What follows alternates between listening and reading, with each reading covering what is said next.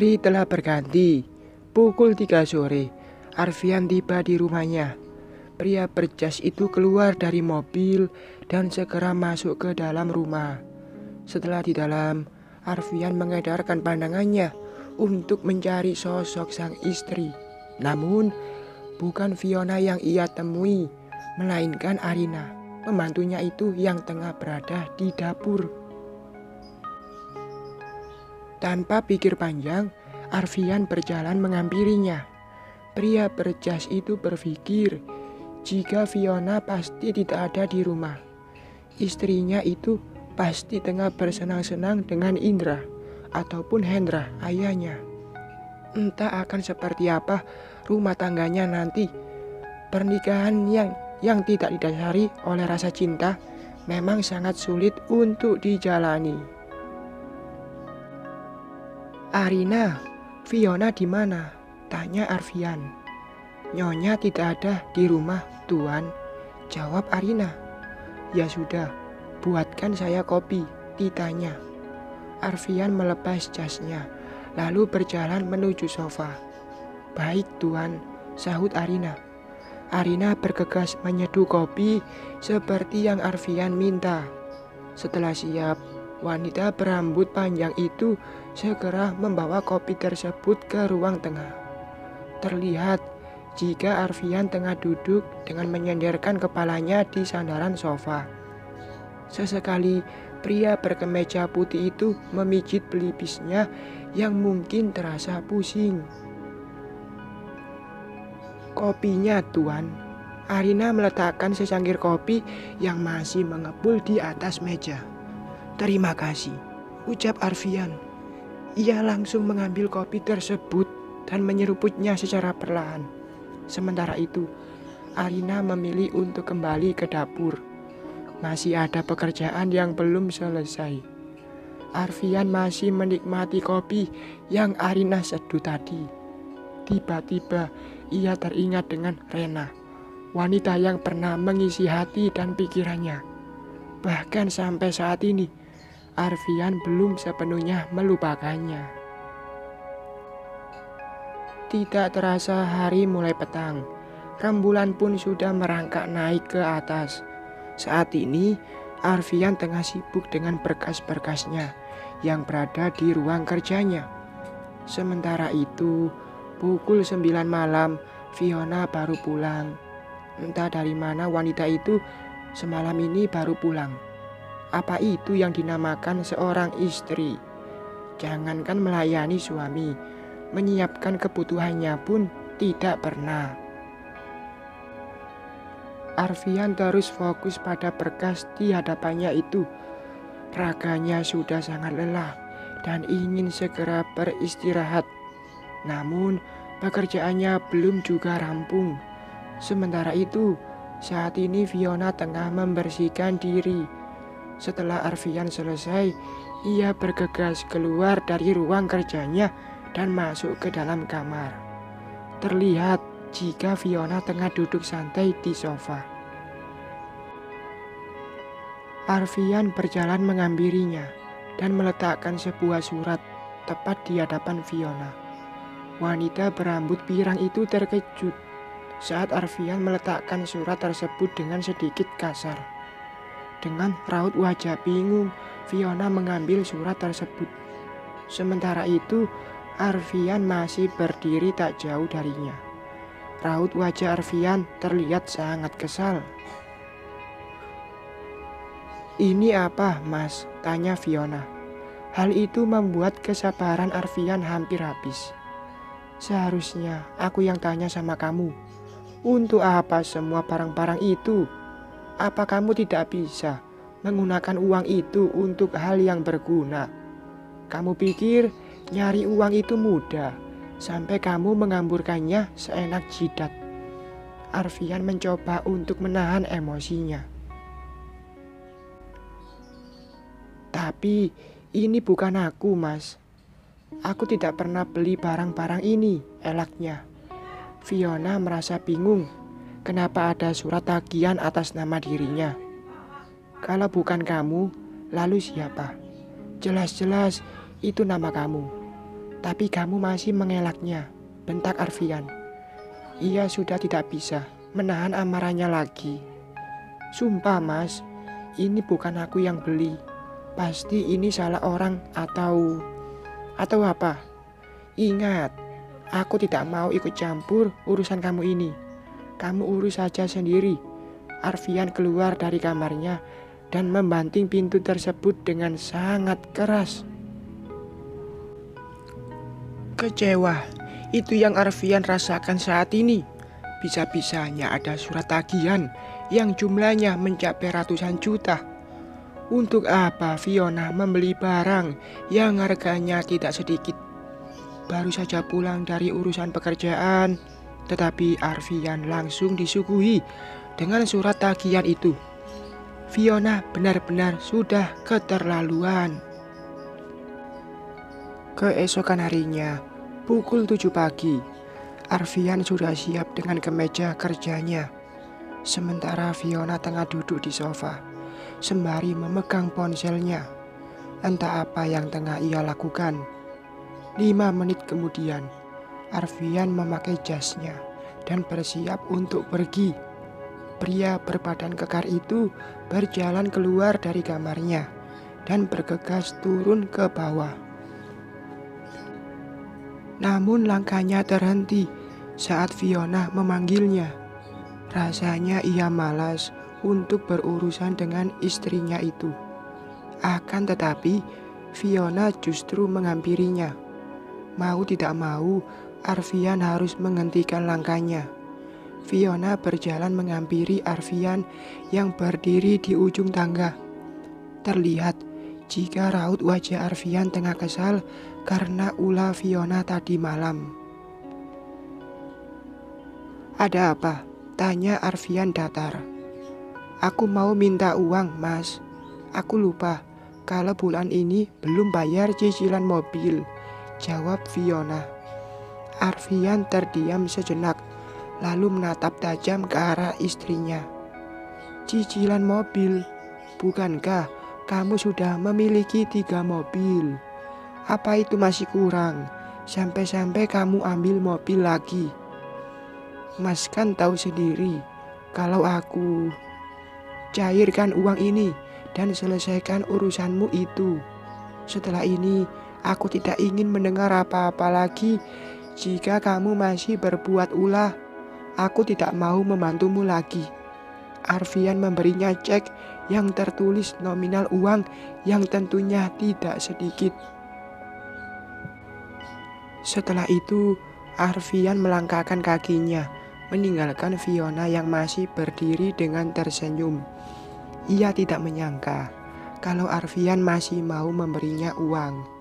Padahal semalam suaminya sangat marah gara-gara surat tagihan itu.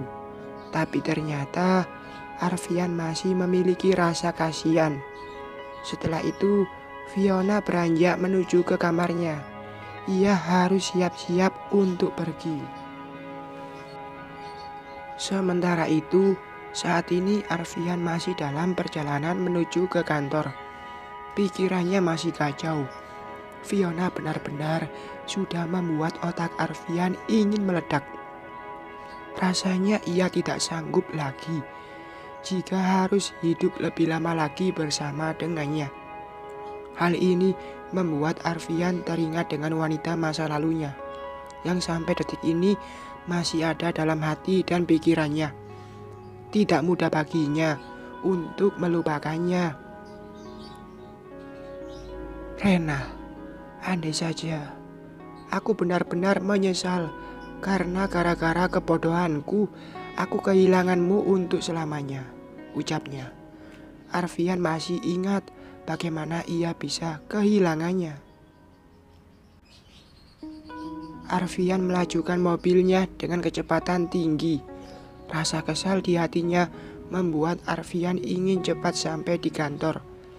Lebih baik pusing memikirkan pekerjaan daripada pusing memikirkan istri yang tidak tahu diri itu. Arfian tidak menyangka kalau pernikahannya akan menjadi seperti ini. Mungkin di antara mereka tidak akan tumbuh rasa cinta.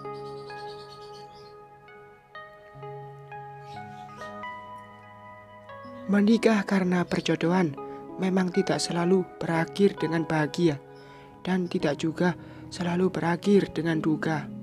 Mungkin ini adalah takdir yang harus Arfian terima. Mencintai wanita lain yang sama sekali tidak kita kenal memang sangat sulit, meski wanita itu telah sah menjadi istrinya. Namun semua itu butuh proses, karena perasaan cinta tidak bisa untuk dipaksakan. Usia pernikahan Fiona dan Arfian masih bisa dikatakan baru seumur jagung. Setahun pun belum genap, tetapi ujian dan masalah sudah menghampiri mereka. Memang keduanya menikah karena perjodohan. Awalnya Arfian menolak dengan alasan ia tidak mencintainya karena telah mencintai wanita lain. Namun orang tuanya tetap memaksa. Mau tidak mau, Arfian menerima perjodohan itu. Setelah 2 bulan menikah, Arfian mencoba untuk menerima Fiona sebagai istrinya. Tetapi apa yang terjadi? Justru ia kecewa karena istrinya telah bermain serong dengan pria lain yang lebih menyakitkan.